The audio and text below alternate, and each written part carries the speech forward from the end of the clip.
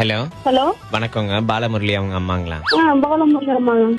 நான் அவருடைய காலேஜ்ல இருந்து ஸ்டாஃப் பேசுறேன். எலி வேட்டையாடுறான், உங்களுக்கு தெரியுங்களா? காலேஜ்ல என்ன சார் சொல்றீங்க? எனக்கு தெரியல சார். ஆமா, எலி வேட்டையாடி எலி பல் எடுத்து எலுமிச்சம்பழத்துல சொருவி அதை எல்லாருக்கும் வித்துக்கிட்டு இருக்கான். கேட்டா திருஷ்டி சுத்தி போட்டா போயிடும்ட்டு. கேளுங்க. டேய் பாலா, அம்மா சொல்லுங்கம்மா. என்னடா சார் என்னமோ சொல்றாங்க? தெரியாம பண்ணிட்டேம்மா, மன்னிச்சுக்கங்கம்மா. ஏய், என்னடா பண்ணிக்கிட்டு இருக்க நீ? என்னடா நினைச்சுக்கிட்டு இருக்க நீ? என்னடா உங்களுக்கு இன்னொன்னு தெரியுங்களா? இதை நீ சொன்னியாடா இல்லையாடா தம்பி? இல்ல சார், அம்மாட்ட சொல்ல சார். எலி முடி இருக்குல்லங்க, எலி முடி எடுத்து மூக்குல நீங்க விட்டீங்கன்னாக்கா மோச்சம் கிடைக்கும்ன்றான். அதை நம்பி சில பேர் வாங்குறாங்க. அச்சச்சோ.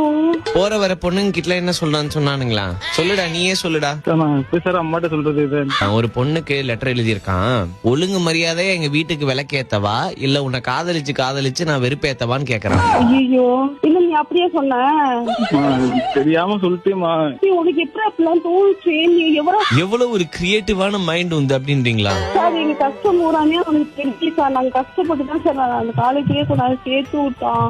உங்களுக்கு தெரியுது மேடம், வரிக்கு வா, எனக்கு தெரிய மாட்டேங்குது. எவ்வளவுதான் நான் அவனுக்கு அட்வைஸ் கொடுக்கறது? நீ என்னடா சொல்லி நீ வெளியில வந்த? நீ ஹாஸ்டல் விட்டு என்ன சொல்லி நீ வெளியில வந்த? அவதாரம் போல என்னை அவதரித்தாயே. அந்த மாதிரி பண்ணாதீங்க மேடம். நான் ஆர்ஜே தீபக் பேசுறேன்.